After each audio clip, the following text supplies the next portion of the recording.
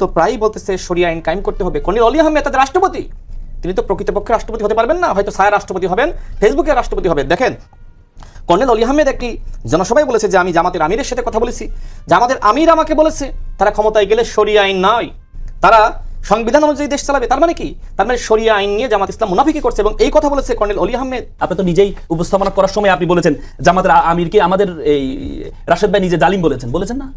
তো তাহলে এবং কি আমি একসাথে ওনার সাথে আমি টকশো করেছি, উনি সুরের বাচ্চাও বলেছেন নাসিরকে। তার মানে কি আমি কি ওনার উপর আক্রমণ করাকে আমি সাপোর্ট করবো? যদি রাশেদ সাহেবের উপর আক্রমণ হয় তখন আমি বিরোধিতা করবো কেন? আপনি কথা দিয়ে কথা, আপনি কথা পছন্দ না হলে আপনি তার উপর আক্রমণ করবেন? এগুলো কিসের আলামত দেখা যায়?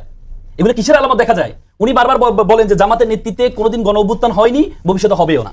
আচ্ছা আমাকে আপনি একটু বলেন তো, বিএনপি নেতৃত্বে কখনো কোনো গণ অভ্যুত্থান হয়েছে? 71 যেটা হয়েছে, 71 তোমাদের জন্ম হয়নি। 91 3 জোটের রূপরেখা, 3 জোট গণ অভ্যুত্থানের নেতৃত্ব দিয়েছে, 3টা জোট ছিল, তখন তো কোনো নির্দিষ্ট কোন দলের নেতৃত্ব হয় নাই। তারপরে আপনার 24-এ কি বিএনপি নেতৃত্ব হয়েছে? 24-এ তো আমরা জানি ছাত্ররা, বৈষম্য বিরোধী আন্দোলন ছাত্ররা নেতৃত্ব দিয়েছে, সব দল, জামাত বিএনপি সবাই এটা অংশগ্রহণ করেছে। তো কারণ নেতৃত্ব তো হয় নাই। তো বলে যে জামাত নেতৃত্ব কখনো হয় নাই, ভবিষ্যতে হবেও না, বিএনপি নেতৃত্ব তো হয় নাই। যদি এমন হতো বিএনপি নেতৃত্বে 3-4টা আন্দোলন সফল হয়েছে, তাহলে আপনি বলতে পারেন যে বিএনপি নেতৃত্বে সফল হয়েছে, তাহলে তাদের সফলতার হার হচ্ছে 3। তাদের সফলতার হার তো নেই। আপনি বলেন জামাতের নেতৃত্ব হয় না। আচ্ছা আপনি একই সাথে আপনি বলেন এনসিপি কে, যে এনসিপি যারা নেতৃত্ব প্রধান আছেন তারা তো বৈষম্য বিরোধী আন্দোলনের নেতৃত্ব দিয়েছে, মানে এই যে 24-এর আন্দোলনে তারা নেতৃত্ব দিয়েছে। আপনি তো আমার এই ভাইয়ে বলে জামাতের শিশু সংগঠন নাকি এনসিপি, যে জামাতের শিশু সংগঠন যদি এনসিপি হয় তাহলে শিশু সংগঠনের নেতৃত্বে আন্দোলনটা হয়েছে, তাহলে তো তারা সফল হয়েছে। তাহলে তো আমরা বলতে পারি জামাতের শিশু এই কি বল সংগঠনের নেতৃত্বে আন্দোলন হয়েছে, তাহলে মানে তারা সফল হয়েছে। রাশেদ ভাই কিন্তু 6 তারিখ আরেকটা কথা বলেছেন যে এনসিপি জামায়াতের পতন শুরু হয়েছে। দুই দল চলে গেছে। পতন আমি ক্ষমতা থাকলে না পতন হবে, ওনাদের তো ক্ষমতায় আসে না, পতনটা হবে না, কি? সেটা তিনি বলেছেন যে একদিকে সাদিক কামাল, একদিকে আসিফ মাহমুদ সজীব ভুইয়া, তারা ঢাকা উত্তর দক্ষিণ সিটি কর্পোরেশনের মেয়র পদে প্রার্থী হওয়ার জন্য চেষ্টা করছেন। এই যে দুই দলের যে নিজেদের মধ্যে কোন দল, এটিকে তিনি ইঙ্গিত করেছেন। দুই দল আর একই দলে কোন দল? এই পর্যন্ত 87 জন মৃত্যুবরণ করেছে একই দলের। দুই দল, আপনি তো দুই দল শব্দ ব্যবহার করলেন। আপনি ছাত্র এই নিউ মার্কেট কি দেখলেন? ছাত্র দল যুব দল চাঁদাবাজি নিয়ে কি শুরু হয়েছে দেখেছো তো? আমাদের জিয়াউর রহমান সাহেবের ছবি, আমাদের প্রধানমন্ত্রীর ছবি, বেগম জিয়ার ছবি ফেলে দিয়েছে না, তাদের চাঁদাবাজি করতে হবে। ওখানে তো দুই দলে নিয়ে ডিসপিউট হচ্ছে, আর এখানে তো নিজের দলের মধ্যে ডিসপিউট হচ্ছে। তো তাহলে সেটা কিভাবে দেখবেন আপনি? আমার কথা হচ্ছে আপনি যখন বলবেন যে এটা শিশু উইং, তাহলে শিশু উইং এর নেতৃত্ব তো সফল হয়েছে, নেতৃত্ব দিয়েছে, তাহলে আপনি কেন বলেন তাদের নেতৃত্ব কখনো সফল হয়নি? এই কথাটা আপনি কিভাবে বলেন? তাহলে তো তারা নেতৃত্ব দিয়েছে, কিন্তু বিএনপি দেখাক বিএনপি নেতৃত্বে কখন আন্দোলন সফল হয়েছে? একটা এক্সাম্পল আমাকে দেখ যে বিএনপি নেতৃত্ব অমুক আন্দোলন সফল হয়েছে, জামাত কখন আন্দোলন করেনি। সেটা আমি বলবো না, সেটা আমি রাশেদ ভাইয়ের কাছ থেকে শুনবো। মারুফ ভাই আপনার কাছে দুজনের কথাই আপনি শুনলেন। দুই দলই কিন্তু দুই দলকে আসলে আক্রমণ, পাল্টা আক্রমণ, পাল্টা অভিযোগ করছে। দুই দলই দুইজনকে ফ্যাসিবাদ বলছে, দুই দলই দুইজনকে আসলে গণ অভ্যুত্থানের নেতৃত্ব নিয়ে প্রশ্ন তুলছে, এবং একই সাথে দুই দলই আওয়ামী লীগের কৃপা পাওয়ার অভিযোগ একে অপরের বিরুদ্ধে করছে। এই যে অভিযোগগুলো, এগুলো আসলে দেশের রাজনৈতিক পরিবেশ কেমন করছে, এবং আসলেই আমরা কি এই বাংলাদেশে অন্য কোনো যা পতিত শক্তি তাদের কৃপার রাজনীতি দেখতে চাই কিনা? জি, ধন্যবাদ আমাকে এই অনুষ্ঠানে আমন্ত্রণ জানাবার জন্য, এবং আমার দুই পাশে দুইজন তেজস্বী বক্তা, তাদেরকে শুভেচ্ছা। তো আমি আপনার প্রশ্নের উত্তরের আগে মিস্টার মামুনের একটা কথা ধরে কথা বলতে চাই। আমার ধারণা আপনার মনে হয় 90 সালে জন্ম হয় নাই, বা এরপরে হয়েছে? জন্ম হয়েছে। ওকে, মানে আপনি এরশাদ বিরোধী আন্দোলন দেখেছেন? না, জন্ম হয়েছে, দেখেন নাই। হ্যাঁ, এখন হয়েছে কি, ইতিহাসকে সঠিকভাবে একটু জানার চেষ্টা করবেন। আপনি যেটা বললেন যে বিএনপির নেতৃত্বে কোনো গণ অভ্যুত্থান হয়েছেন কিনা, 90-এর গণ অভ্যুত্থান বিএনপির নেতৃত্বেই হয়েছে, এবং খালেদা জিয়া সেটার অবিসংবাদিত নেত্রী ছিলেন, যেই কারণে তাকে আমি শেষ করি, এবং যেই কারণে তাকে আপসহীন নেত্রী বলা হয়। বরং 90-এর গণ অভ্যুত্থানে আপনাদের ইতিহাস আছে, আপনার দলের ইতিহাস আছে, এই 86 নির্বাচনে আওয়ামী লীগের সঙ্গে হাত মিলিয়ে এরশাদের নির্বাচনে যাওয়ার। সেই পুরো আন্দোলনের নেতৃত্বে ছিল বিএনপির ছাত্রদল এবং খালেদা জিয়া, এবং তাকে সবাই অনুসরণ করেছে। এবং আপনার খেয়াল আছে কিনা, শহীদ মিনার থেকে সর্বদলীয় একটা মিছিল হওয়ার কথা ছিল, সেই মিছিলে শেখ হাসিনা যান নাই। আওয়ামী লীগ এবং জাসদের, এই যে শাহজাহান খান পরে যিনি আওয়ামী লীগের নেতা হয়েছিলেন, উনি জাসদ করতেন তখন, এবং বিএনপির আওয়ামী লীগের অনেক নেতা, তাদেরকে নিয়ে খালেদা জিয়া একটি মিছিল নিয়ে প্রেস ক্লাবে গিয়েছিলেন, সেখানে তাদের উপর হামলা হয়। তো এটা আসলে ইতিহাস তো বদলে দেওয়া যায় না, আপনারা অস্বীকার করতে পারেন, কিন্তু 90-এর আন্দোলন বিএনপির নেতৃত্বেই হয়েছে, খালেদা জিয়ার নেতৃত্বে হয়েছে, সবাই তার পিছনে ছিল, অন্যান্য দল ছিল। সেইখানে বিএনপির নেতৃত্বে কোনো গণ অভ্যুত্থান হয় নাই, এটা মনে হয় এই ধরনের ঢালাও কথাবার্তা আমার মনে হয় বলা ঠিক না, এবং ইতিহাসকে অস্বীকার করা ঠিক না, যদিও ওনাদের দলের ইতিহাসকে অস্বীকার করার প্রবণতা আছে। আমি ঢাকায় একসময় গণমাধ্যমে কাজ করতাম, আমি একদিন নির্বাচন কমিশনে গেলাম, সেইখানে তৎকালীন জামাতের যে সেক্রেটারি জেনারেল ছিলেন আলিয়া হোসেন মুজাহিদ, তখন ওনারা 4 দলীয় জোটের সঙ্গে আছেন, উনি সেইখানে একবার গণমাধ্যম কর্মীদের বলেছিলেন যে 71-এ কোনো যুদ্ধ অপরাধ সংঘটিত হয় নাই, বাংলাদেশে কোনো যুদ্ধ অপরাধী নাই। তো এনারা ইতিহাসকে এইভাবেই দেখতে চান, কিন্তু আমি বলবো যে ইতিহাসকে ইতিহাসের আলোকে দেখেন। বিএনপির সমালোচনা করেন, সমস্যা নাই, দল হিসাবে বিএনপির ব্যর্থতা সফলতা দুইটাই আছে, কিন্তু বিএনপির নেতৃত্বে বাংলাদেশে কোনো গণ অভ্যুত্থান হয় নাই বা 71-এ বিএনপির জন্ম হয় নাই, কিন্তু বিএনপির প্রতিষ্ঠাতার নেতৃত্বে স্বাধীনতার ঘোষণা দেওয়া হয়েছিল, এটা তো স্বীকার করা যাবে না। উনি পরবর্তীতে বিএনপি গঠন করেছেন, রাষ্ট্র ক্ষমতায় এসেছেন, সেটার অ্যাডভান্টেজ তো বিএনপি নেবেই। বিএনপিতে বাংলাদেশের সবচেয়ে বেশি খেতাবপ্রাপ্ত মুক্তিযোদ্ধারা ছিলেন, এটা তো ইতিহাসের একটা মানে সত্য কথা। অবজেক্টিভলি দেখেন ইতিহাসকে, আপনি পার্শিয়ালি দেখেন না, তাহলে কি বিতর্ক শেষ হবে না, বিতর্ক আর নতুন বিতর্ক তৈরি হবে। আর আপনি যেটা বললেন, যে প্রশ্নটা ছিল যে দুই দলই কৃপা পাওয়ার চেষ্টা করছে কিনা, এটা ভোটের রাজনীতিতে তো আসলে ধরেন আওয়ামী লীগ নাই, সেইখানে আওয়ামী লীগের বড় একটা অংশ আছে ভোটার, এটা ভোটের রাজনীতিতে হতেই পারে, এটা খারাপ কিছু না। কারণ নির্বাচন ধরেন প্রত্যেকটা পলিটিক্যাল পার্টিরই তো লক্ষ্য থাকে ক্ষমতায় যাওয়া। ক্ষমতায় যাওয়া তো কোনো দলের জন্য কোনো খারাপ উদ্দেশ্য না, তারা ক্ষমতায় যাওয়ার চেষ্টা করবে, ভোটারদের মন জয় করার চেষ্টা করবে, ভোটারদের কাছে টানার চেষ্টা করবে, কে কোন দলের সমর্থক। এখন জামাতের কোনো এমপি প্রার্থী কি বিএনপি অধ্যুষিত এলাকায় গিয়ে নির্বাচনী প্রচারণা করবেন না? উনিও তো ওই এলাকায় গিয়ে বলবেন আমাকে ভোট দেন। বিএনপির লোকজন তো আওয়ামী বা জামাত অধ্যুষিত এলাকায় গিয়ে বলবেন যে আমাদের ভোট দেন। রাশেদ কি যায় না? গিয়েছে অবশ্যই। গোপালগঞ্জেও তো বিএনপি নির্বাচন করেছে, জয়ী হয়েছে। তো এই এখন গোপালগঞ্জে তো এক সময় দেখতাম যে 90% পর্যন্ত 1 লাখ ভোটের মধ্যে দেখা গিয়েছে 90,000 ভোট শেখ হাসিনা পেয়েছেন, তার প্রতিদ্বন্দ্বী ধানের শীষের পেয়েছেন 10,000 ভোট। বিএনপি ওখানে গিয়ে ভোট চায় নাই। এটা রাজনীতির একটা সহজাত প্রবণতা, কিন্তু সমস্যাটা হচ্ছে যখন দোষারোপের রাজনীতিটা শুরু হয়। হ্যাঁ, আপনি খুব ডেলিভারিটলি দেখবেন এই যে 6ই আগস্টের পরে জামাতের লোকজন বলা শুরু করলো যে আমরা এক ফেসিস্টকে বিদায় করে আরেক ফেসিস্টকে আনতে চাই না। উনি ফেসিস্টদের অনেক লক্ষণ নমুনা বললেন, কিন্তু তখন তো বিএনপি ক্ষমতাই নেই, বিএনপি কিভাবে ফেসিস্ট হবে? বরং আমি বলতে পারি যে জামাত বিএনপিকে ফেসিস্ট হতে প্রভোগ করছে কিনা, উস্কানি দিচ্ছে কিনা। জামাত হয়তো বা চিন্তা করছে যে এই রাজনৈতিক স্টেবিলিটি জামাতের পছন্দ হচ্ছে না। কারণ ঐতিহাসিকভাবে যদি জামাতের রাজনীতি বিবেচনা করেন, জামাত সবসময় জনগণের বিপক্ষে অবস্থান নিয়েছে, মোমেন্টামটা ধরতে পারেনি। 47-এর দেশ বিভাগের বিরোধিতা করেছে, 71-এর স্বাধীনতার বিরোধিতা করেছে, 86-এর নির্বাচনে তারা এরশাদের সঙ্গে গিয়েছে, জনগণের বিপক্ষে অবস্থান নিয়েছে। তারা বলে বটে 91-এ তারা সমর্থন দিয়ে সরকারকে, বিএনপিকে ক্ষমতায় এনেছে। আবার সঙ্গে সঙ্গে আওয়ামী লীগের সঙ্গে হাত মিলিয়ে তো 170 দিন হরতাল করছে না? 96 আওয়ামী লীগের, হ্যাঁ সেটাই তো বলছি, 96 আওয়ামী লীগের সঙ্গে হাত মিলিয়ে নির্বাচন করছে না। আমি আপনার অনুষ্ঠানে আরেকদিন বলে গিয়েছিলাম, বাংলাদেশে যে ফেসিবাদের সূচনা, আওয়ামী ফেসিবাদের সূচনা, সেটার সূচনা 96 সালে হয়েছে। আওয়ামী লীগ রাজনীতিতে ফিরে আসার সুযোগ পেয়েছে।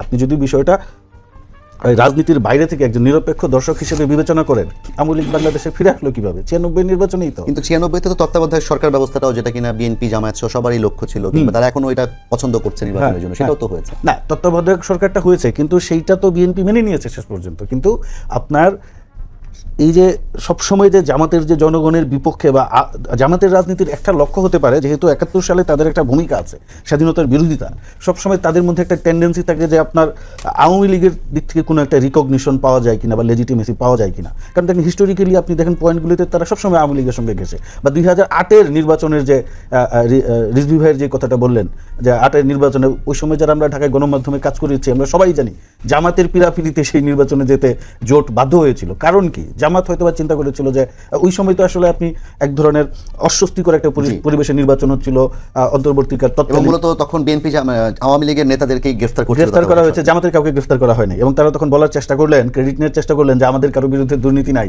দুর্নীতির যদি সুযোগ থাকতো তাহলে আমাদেরকে অ্যারেস্ট করতো। কিন্তু আমি যেটা বললাম যে এরা যে রাজনীতির মোমেন্টামটা বুঝতে পারে না, জামাতের মূল প্রবলেম হচ্ছে এরা পলিটিক্স বোঝে না, এটা সত্য কথা। তারা বুঝতে পারে নাই এই অন্তর্বর্তী ফখরুদ্দিন মঈনুদ্দিনের সরকার আমাদেরকে গ্রেফতার করছে না বটে, কিন্তু তাদের জন্য যে ফাঁসির দড়ি তৈরি হচ্ছে এটা তারা বুঝতে পারে নাই। তারা ওইটাতেই খুশি হয়ে গেছে যে আমাদেরকে অ্যারেস্ট করছে না। 2008-এর নির্বাচনের ইমিডিয়েট কুফল তো জামাত পেয়েছে না। আপনি রাজনৈতিক জায়গা থেকে যদি বিবেচনা করেন, জামাতের প্রবলেমটা হচ্ছে তারা রাজনীতিটা বোঝে না, যেই কারণে এই 2024-এর 5ই আগস্টের পরে তারা একই আচরণ শুরু করছে। এখন তো আসলে আপনি আমাকে বুঝান, আমাদের দেশে যদি রাজনৈতিক অস্থিরতা শুরু হয়, সুবিধা হবে কেন? পতিত ফেসিস্টদের সুবিধা হবে।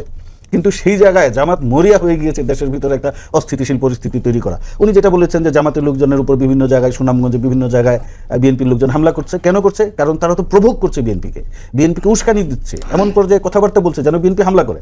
এখন বিএনপির লোকজন তো আর সব ফেরেস্তা না।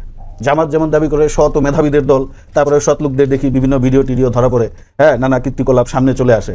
তো এইখানে ধরেন বিএনপি তো এরকম শত মেধাবীদের দল না, তাদের ভাষায়। তখন তাদেরকে যখন আপনি উস্কানি দিবেন, তাদের থেকে তো রিয়েকশন আসবে, এটা জামাত জানে, পরিকল্পিতভাবেই করছে তারা। এই যখন আপনার রিয়েকশনটা আসবে, তখন কি হবে? অস্থিরতা তৈরি হবে।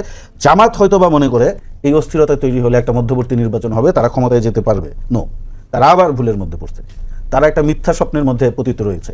মধ্যবর্তী ধরেন কোনো কারণে যদি বাংলাদেশে অস্থিরতা তৈরি হয়, রাজনৈতিক অস্থিরতা তৈরি হয়, এবং মধ্যবর্তী যেটা রাশেদ ডক্টর অলি আহমেদ ওনাকে কোট করে বললেন যে এই জামাত এবং মামুনুল হক এবং এই যে নাহিদ এরা এক হলে 7 দিনের মধ্যে সরকার পড়ে যাবে।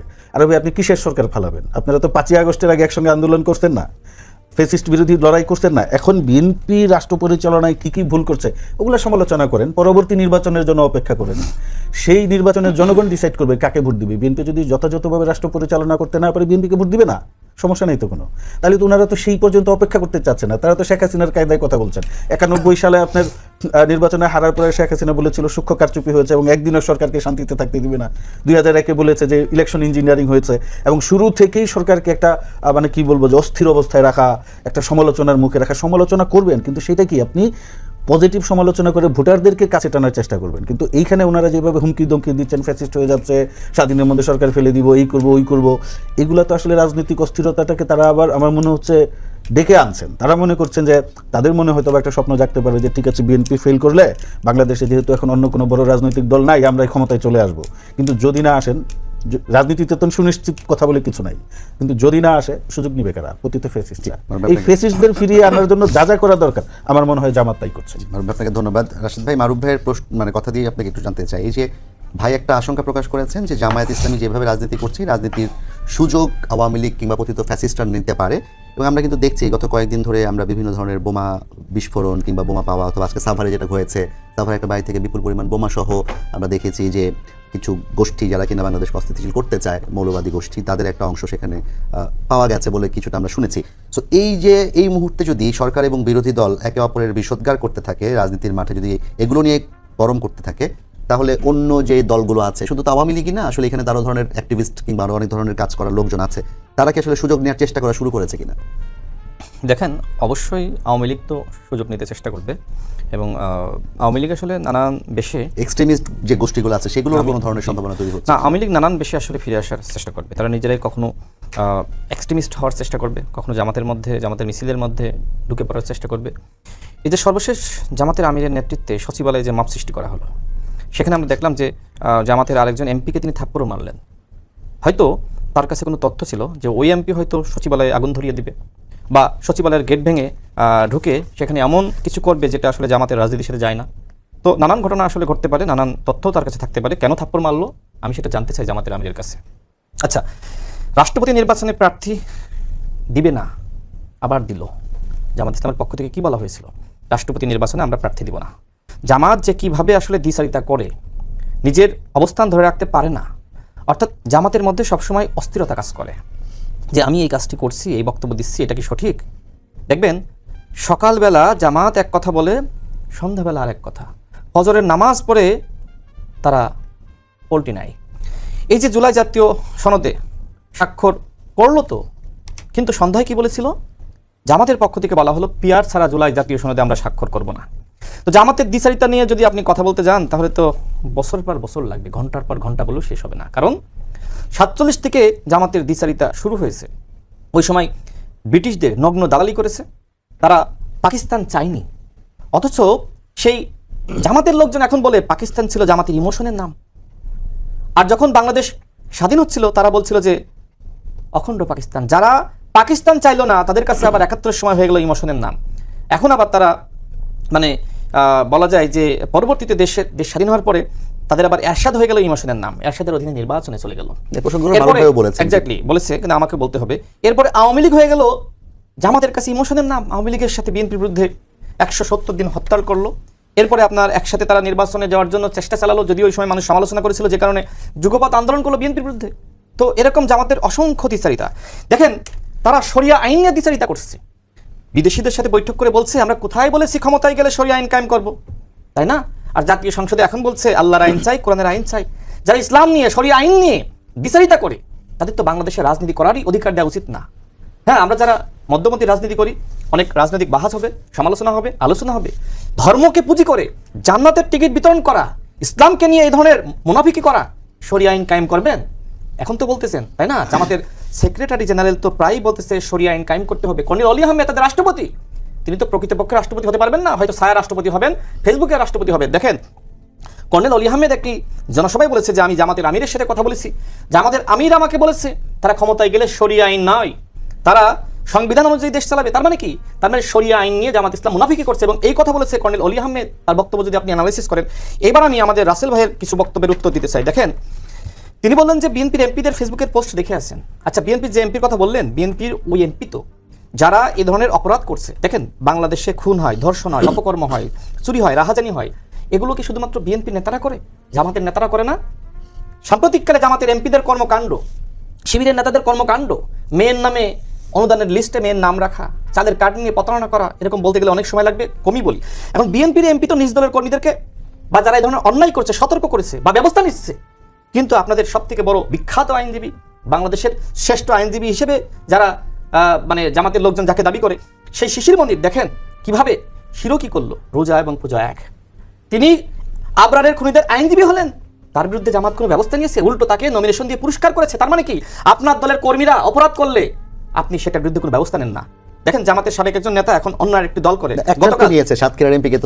গতকাল তার সাথে গত কয়েকদিন আগে একটি টকশোতে ছিলাম, সে আমাকে বলছে জামাত এই প্রথম, জামাত এবং শিবিরের মধ্যে অসংখ্য নেতা কোনো অপকর্ম করে, এই প্রথম একটা ব্যবস্থা নিয়েছে, বাকি যাদের বিরুদ্ধে অভ্যন্তরীণভাবে ব্যবস্থা নিয়েছে নামগুলো প্রকাশ করুক। করে না কেন? কারণ দেখা যাবে জামাত এবং শিবিরের মধ্যে এরকম অসংখ্য হাজারো নেতাকর্মী রয়েছে যারা অপকর্ম করেছে। এখন আপনাদের দলের কেউ যখন কোনো একজন নারীর সাথে পরকীয়া করে, আপনারা অভ্যন্তরীণ বিচার করে বিয়ে পড়িয়ে দেন, তাই না? এগুলো আপনারা সামনে আনেন না। এই যে আপনার একজন এমপি, সে একজন নাবালিকার সাথে এই ধরনের ঘটনা ঘটাইলো, মিথ্যাচার করাইলো মেয়ের বাবাকে দিয়ে, এমনকি তার নিজের সহধর্মীকে দিয়ে। আপনারা বলছেন যে দাবি জানিয়েছেন, কেন আপনারা পদত্যাগপত্র রেডি করে তার স্বাক্ষরটা নিয়ে আপনারা জমা দিতে পারেন নাই? তার মানে কি? আপনারা নাম ওয়াস্তে এই ধরনের ব্যবস্থা গ্রহণ করেন। যদি আপনি এই যে আব্দুল্লাহ মোহাম্মদ তাহের সাহেব, তিনি যে শরিয়া আইন নিয়ে কথা বললেন, তিনি বিদেশিদের সাথে বৈঠক করে বললেন আমরা কোথায় বলেছি শরিয়া আইন কায়েম করব, তার বিরুদ্ধে কোনো ব্যবস্থা নিয়েছেন? কারণ আপনাদের গঠনতন্ত্রে লেখা আছে আপনারা ক্ষমতায় গেলে শরিয়া আইন কায়েম করবেন, অথচ নির্বাচন ইস্তেহারে কেন লেখেন নাই? নির্বাচন ইস্তেহারে কেন বাদ দিয়েছেন? যেখানে গঠনতন্ত্রে বলছেন যে শরিয়া আইন কায়েম করবেন, সেখানে নির্বাচন ইস্তেহারে আপনারা এটা লিখেন নাই। আপনারা আব্দুল্লাহ মোহাম্মদ তাহের বিরুদ্ধে কেন ব্যবস্থা নিচ্ছেন না? শিশির মন্দিরের বিরুদ্ধে কেন ব্যবস্থা নিচ্ছেন না? আচ্ছা, এরপরে উনি বললেন যে শেখ হাসিনার বক্তব্য, জামাতের রাজনৈতিক দেউলিয়াত্ব এত নিম্ন পর্যায়ে গিয়েছে যে শেখ হাসিনার বক্তব্য দিয়ে উদাহরণ দিতে হয়। শেখ হাসিনা বলেছিল যে বিএনপির লোকজন নাকি আমাদের পায়ে ধরেছে। আপনারা কি তাহলে শেখ হাসিনার ওই বক্তব্যকে স্বীকার করছেন? তাহলে শেখ হাসিনা যে বলছে যে আমি কোনো অন্যায় করি না, অপরাধ করি না, এইটা কোনো কোটেশন দিচ্ছেন? বিশেষ করে 2 মিনিট সময় দেন। এরপরে আজকে দেখলাম জামাতের আরেকজন এমপি মাসুদ সাইদি, তিনি ফেসবুকে পোস্ট করেছেন ভারতীয় সাংবাদিক সুবীর ভৌমিকের একটি বক্তব্য তিনি প্রচার করেছেন। এরপর রুমিন ফারহানা আবার সেটা শেয়ার করেছেন। তার মানে কি? আজকে যারা স্বতন্ত্র এমপি রয়েছে, যারা জামাতের এমপি রয়েছে, যারা আসলে আপনার মানে জামাত জোটের এমপি রয়েছে, তারা এখন ভারতীয় সাংবাদিকদের বক্তব্যকে প্রচার করছে। স্বরাষ্ট্রমন্ত্রীকে নিয়ে এই ভারতীয় সাংবাদিক যে বিষোদ্গার করেছে আজকে, তার মানে কি? তার মানে আমি মনে করি যে একটা কথা আছে না, যে ভারত যার সমালোচনা করে সে সঠিক পথে আছে। আমাদের ডাক্তার জাহিদুর রহমানকে নিয়ে যে কাণ্ডটা ভারত ঘটালো, তাকে একসময় বলা হতো যে তিনি ভারতপন্থী। তার মানে কি? যে ভারতপন্থী হবে তার বিরুদ্ধে কি আসলে ভারত এই ধরনের ব্যবস্থা গ্রহণ করে বা এই ধরনের যেটি ঘটিয়েছেন একটারজনক? ঠিক একইভাবে স্বরাষ্ট্রমন্ত্রীকে আপনারা নানান ধরনের কটাক্ষ করেন, আর ভারতীয় সাংবাদিক স্বরাষ্ট্রমন্ত্রীর বিরুদ্ধে বলেছে, তার মানে কি স্বরাষ্ট্রমন্ত্রী সঠিক পথে আছে? আচ্ছা, এরপরে তিনি বললেন যে একটা ছেলে এক চোখ হারিয়েছে, দ্য ডিসেন্ট, তারা সেখানে দেখিয়েছে।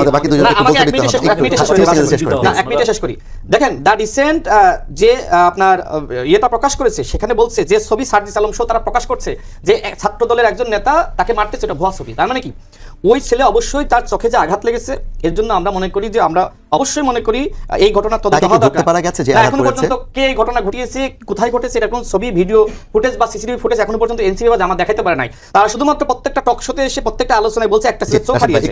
আচ্ছা, বালুর ট্রাকের কথা বলে শেষ করি ভাই, এভাবে না বালুর ট্রাকের এটা বলে শেষ করি না, বালুর ট্রাকের এটা বলে শেষ করব। দেখেন, তিনি বললেন যে মানে ওই যে সময় আসলে আওয়ামী লীগ বালুর ট্রাক বসিয়েছিল, তাই না, বিএনপি পার্টি অফিসের সামনে। আচ্ছা, ওই সময় ধরলাম যে বিএনপিকে প্রতিবাদ করে নাই, আপনাদের মগবাজার কার্যালয়ে একটা তালা ঝুলেছিল, আপনারা বলছেন যে আপনারা গণঅভ্যুত্থানের মাস্টার মাইন্ড, তাহলে ওই তালাটা কেন আপনারা খুলতে জাননি?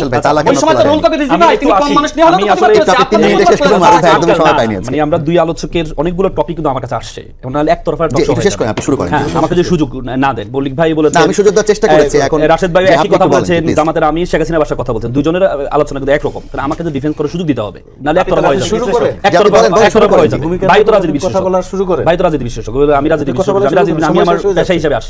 দেখেন, প্রথম কথা হচ্ছে, দেখেন উনি বলেছেন উনি 90 আমি জন্মগ্রহণ করেছি কিনা আমাকে জিজ্ঞেস করলেন, 90-তে ওনার বয়স ছিল, ওনারা দেখেছেন যে 90 নেতৃত্ব দিয়েছেন বেগম জিয়া। আমি সাথে সাথে ওনার সেম জিনিসটা, কারণ যেহেতু ওনার মাস্কার কথা ইন্টারফেয়ার করা ঠিক হবে না, আমি বলেছি, আমি অস্বীকার করি, আমি বলেছি একজন তিন জোটের যে রূপরেখা, তিন জোটের রূপরেখার মধ্যে বেগম জি একজন। আমি একজন না, বলেছি। প্রধান জোট, প্রধান জোট। আমি আসি এরপরে, আমরা তো ইতিহাস কি, আমরা ইতিহাস থেকে ইতিহাস দেখি, আমরা তো আর সরাসরি এ করার সুযোগ নেই। আমি সাথে সাথে এ করলাম যে 90-এর আন্দোলনের কার নেতৃত্ব হয়েছে, সাথে সাথে আমি কোটের আনকোট করে বলছি, 1990 সালে ঐতিহাসিক স্বৈরাচার বিরোধী গণঅভ্যুত্থান কোনো একক ব্যক্তির নেতৃত্ব হয়নি, বরং এটি তৎকালীন প্রধান রাজনৈতিক দল ও ছাত্র সংগঠনের সম্মিলিত সংগ্রাম। এটা কার রেফারেন্স দিচ্ছেন? আমি সরাসরি গুগলে ইয়ে করেছি, সরাসরি কোথায় আছে এটা? সরাসরি আপনি গুগল সার্চ করেন, এখন সার্চ করেন, আপনি এখন সার্চ করেন, এখন সার্চ করেন, আমাকে একটু আপনি বলতে দিন। এটা ইতিহাস তিন জোটের রূপরেখা আমরা সবাই জানি, সব বইতে লেখা সময় তিন জোটের প্রধান রূপরেখা। ছিলেন আমি বেগম আসি খালেদা জিয়া। আমি ইন্টারফেয়ার করি, প্রধান নেতৃত্ব আমাকে ইন্টারফেয়ার করার সুযোগ দিন। এখন কথা ইতিহাস কিভাবে পরিবর্তন হয়, 2 বছর যায় না জুলাইয়ের ইতিহাস পরিবর্তন হয়ে যাচ্ছে। জুলাইয়ের ইতিহাস আপনার প্রথম ঘোষককে ওনারা বলে দিয়েছেন যে তারা রহমান সাহেব উনি দেশে ছিলেন না, উনি ঘোষক হয়ে গেছেন। আরে আপনাদের এটা- শপিং আমি শেষ করে ইন্টারফেয়ার করবেন না, রাষ্ট্র আমি নাই। শেষ করে ইন্টারফেয়ার করবেন না, না, please। বলেন, বলেন। আমি আপনার সাথে প্রত্যেকটা কথা ইন্টারফেয়ার করতে পারতাম। দেখেন বলেন। এখন আবু সাইদের মতো ব্যক্তি ডকুমেন্টে তার নেই, সেই উদাও হয়ে গেছে। না, মুসলিম সেখানে যে তো আন্দোলন মানে অবশ্যই ছিল। শহীদ জিয়া ক্ষমা রাখা চেয়েছে তো, হবে। বড় ক্ষমা চেয়েছে, তার মানে কোথায় ইতিহাস তো চেঞ্জ হয়ে গেছে, মাত্র 2 বছর, এখন গরম না, গরম আবু ইতিহাস। সাইদ কিন্তু ছিল, ছিলেন, আমি আমি দেখলাম। গরম গরম ইতিহাস, ছোট করে ছিল। আমি বৈষম্য নিজে বিরোধী আন্দোলন আপনি ছিটে ফোটো আপনি পাবেন না। এই আন্দোলন আমাদের রাষ্ট্রপতি ক্ষমা চেয়েছেন কেন? বলেছেন না যে আমরা এটা দুঃখ প্রকাশ করছি, তার মানে কিছু তো করেছেন আপনারা, তার মানে ইতিহাস তো আমরা দেখেছি কিভাবে পরিবর্তন হয়। তারপরে ভাই বললেন যে জামাত পলিটিক্স বুঝে না, হ্যাঁ জামাত পলিটিক্স বুঝে না। 1971 সালে প্রথম ক্ষমতা স্বাদ, জামাত কোনো স্বার্থবিহীন যখন একক ক্ষমতা আসতে পারছে না বেগম জিয়াকে সেই স্বাদটা সুযোগ করে দিয়েছিলেন। সেদিন একটা কমিটমেন্ট, 3 জনের রূপরেখার একটা কমিটমেন্ট ছিল, সে কমিটমেন্ট ছিল তত্ত্বাবধায়ক সরকার যুক্ত করা সংবিধানে। সেদিন তত্ত্বাবধায়ক সরকার এই ক্ষমতা আসার পর সেটি অস্বীকার করেছে। সেদিন এই ছিল যে নির্বাহী ব্যক্তি বিচার বিভাগ আলাদা করা একটা কমিটমেন্ট ছিল, সেই কমিটমেন্ট অস্বীকার করেছিল। এই জন্য জামায়াত হচ্ছে আওয়ামী লীগের সাথে পরবর্তীতে যোগ আন্দোলন করেছে, জোটে যায় না, একসাথে আন্দোলন করেছে। এর আগে 91 তে জামাত যেভাবে আন্দোলন করেছে, সব কোন জোটে না গিয়ে একসাথে আন্দোলন করেছে, 96 তে আন্দোলন একবার করেছে। একটু বলবেন, পরবর্তীতে- জামায়াতকে আমি তো আওয়ামী শেষ লীগের করি। recognition আমাকে চেষ্টা একটু সুযোগ করি না, করে দিতে আমাদের হবে। 1 মিনিট না, সময় না, আছে। আমাকে আমি যদি তো সময় বেশি যেতে পারবো না, সময় তো শেষ হয়ে যাবে। ডিফেন্ড করার সুযোগ না দেয়, তাহলে এই আলটিমেটলি একতরফা হয়ে যাবে। এখন আমি তো চেষ্টা করেছি আপনাকে বলতে একতরফা হবে, হয়ে যাবে, আপনি একতরফা একটু হয়ে শেষ যাবে। করতে হবে, আমাদের সময়ের তো তাহলে ঘাটতি আছে। 91 তে প্রথম তারপরে সময় বলেছি। এই বলে যে স্বৈর শাসকের এইটা শুরু হয়েছে, শেখ হাসিনার সুযোগটা করে দিয়েছে কে? আপনি কে এম হাসানের বয়স বাড়িয়ে আপনি সুযোগ করে দিয়েছিলেন সেদিন। আপনি 2 বছর কে এম হাসান ছিলেন বিএনপির আইন বিষয় সম্পাদক। তখন তো আপনি জামাত তাকে জোটে তত্ত্বাবধায়ক ছিল, সরকারের বের হয়ে প্রধান যায় নাই বানানোর জন্য, কেন? তত্ত্বাবধায়ক সরকারের মন্ত্রিত্ব প্রধান ছাড়ে বানানোর নাই কেন? জন্য। না, শুরু হয়েছে, আপনি তো বললেন যে বিএনপি সেদিন যে জামাতের ভুল কারণে করছে। হয়েছে, জামাতের কারণে হয়েছে। না, না, বিএনপি তাহলে যে দেখেন, ভুল করছে, জামাত সেই জোট থেকে বের হয়ে যায় নাই কেন? আপনার- ক্ষমতার লোভের কারণে? আমি আসি তো, আমি আসি। তাহলে আপনার সেদিন আপনি কে এম হাসানের বয়সটা বাড়ানোর কারণে সুযোগটা তৈরি করে দিয়েছেন। তারপর দেখেন আমার এই আপনি রাশেদ ভাই, এটা শুনে আপনার রাশেদ ভাই, দায় হ্যাঁ, আছে। বোধ টেক দ্য লাইবিলিটি হ্যাঁ, প্রত্যেকে তাহলে নিবে, প্রত্যেকে নিবে, বিএনপি প্রত্যেকে সুযোগ নিবে। তৈরি করে দিয়েছে, এবার আমাদেরকে দেখেন, ফিরিয়ে আনার। এবার সুযোগ দেখেন, তৈরি করে দিয়েছে এবার কিনা? দেখেন, আমাকে এক মিনিট সময় দিন। আমি আর সময় দিতে পারছি না, আমার শেষ করতে হচ্ছে।